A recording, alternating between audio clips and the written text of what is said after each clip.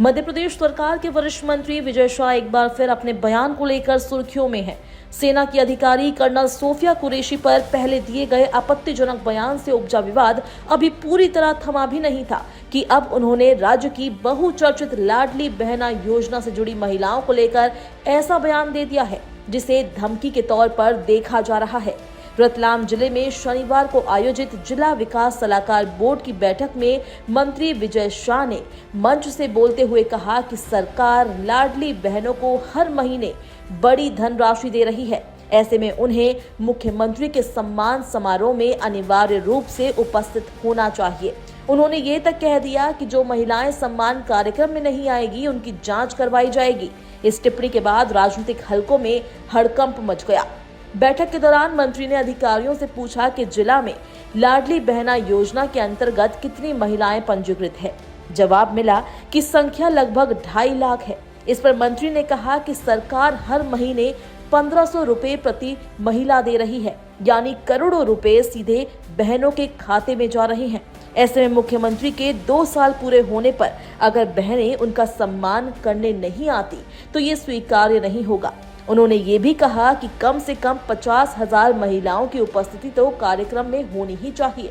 इसके बाद उन्होंने कथित तौर पर ये चेतावनी भी दी कि जिन महिलाओं के खाते में राशि बढ़ रही है उनकी जांच कराई जाएगी और आधार लिंक न होने जैसी वजहों से भुगतान भी रोका जा सकता है।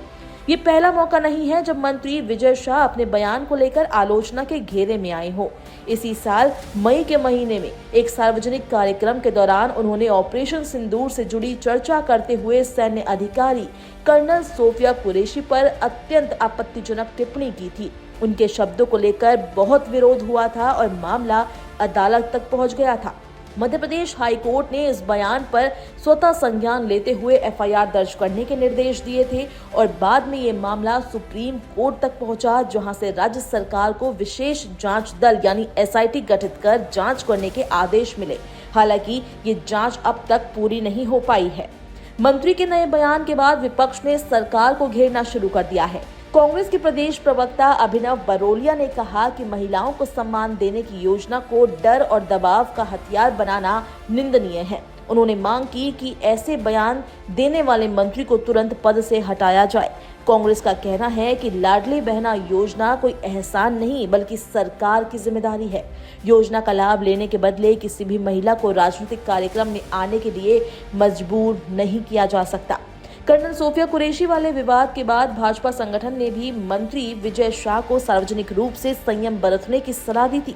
उनसे माफी मांगने को भी कहा था। हालांकि उन्होंने औपचारिक रूप से खेद तो जताया, लेकिन उनके व्यवहार और भाषा में गंभीरता की कमी साफ नजर आई। वहीं हाल ही में दिए बयान के बाद विवाद बढ़ने पर मंत्री विजय शाह ने सफाई देते हुए कहा कि उनके बयान को तोड़ मरोड़ कर पेश किया जा रहा है। उन्होंने दावा किया कि उन्हें जानकारी मिली थी कि कुछ अपात्र महिलाएं भी योजना का लाभ ले रही है। उन्होंने केवल ये कहा था कि जांच के बाद पात्र महिलाओं को ही बढ़ी हुई राशि मिले। उन्होंने कहा कि हमारे मन में या पार्टी की किसी के प्रति कोई दुर्भावना नहीं है।